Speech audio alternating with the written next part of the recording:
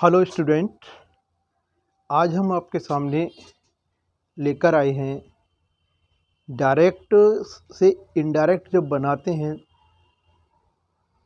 तब optative sentence जब आ जाता है तो ऑप्टेटिव सेंटेंस को बदलने के क्या रूल हैं, इसको आप ध्यान से समझिए।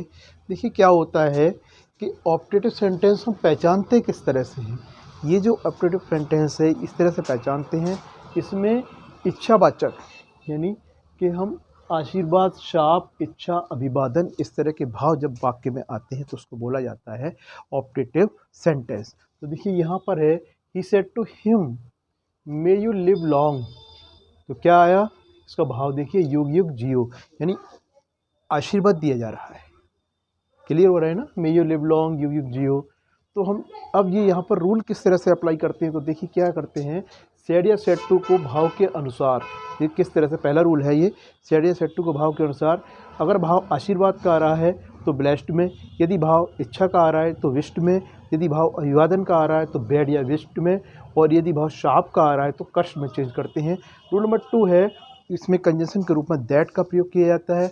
और रूल नंबर 3 में क्या हो जाता है, टेंस चेंज तो होता ही है, लेकिन इसमें एक बात और ध्यान में रखा जाता है, अभिवादन वाले वाक्यों में दैट का यूज़ नहीं किया जाता है। हम एग्जाम्पल के थ्रू आपको यहाँ पर लास्ट में समझा देंगे। तो देखिए क्या होता है यहाँ पर, अब ये एग्जाम्पल ये यहाँ दिया जा रहा है, इस एग्जाम्पल को यहाँ सॉल्व किया है। देखिए he said to him may you live long, तो यहाँ पर आया है कि ही ब्लेस्ड हिम, क्योंकि यहाँ भाव आशीर्वाद का आ रहा है, ही ब्लेस्ड हिम। दूसरा रूल आया दैट, और तीसरा रूल आया ही माइट लिव लॉन्ग, जो मेकअप माइट में चेंज कर दिया है।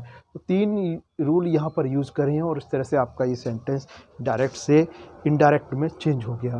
अच्छी तरह से आपको समझ में आया होगा।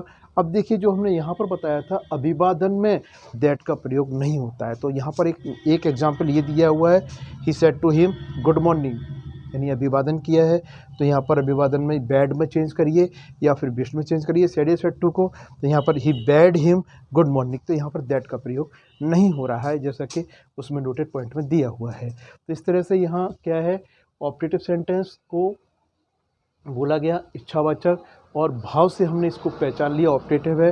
तो इस प्रकार 3 रूल का प्रयोग करते हैं, सेड या सेड टू को भाव के अनुसार ब्लेस्ड, विश्ड, वेड और कष्ट आदि में चेंज कर देते हैं। और इस प्रकार से देखिए सीधे सीधा वाक्य बनता है, he blessed him that he might live long, और इसमें एक अगर अभिवादन है तो सीधा सीधा बगैर दैट के इसको यूज़ कर देते हैं। इस तरह से आपको ये दोनों प्रकार के ऑप्टेटिव सेंटेंस आपको समझ में आए होंगे। बड़ी आसानी से आप इसकी सहायता से एक्सरसाइज को सॉल्व कर सकते हैं।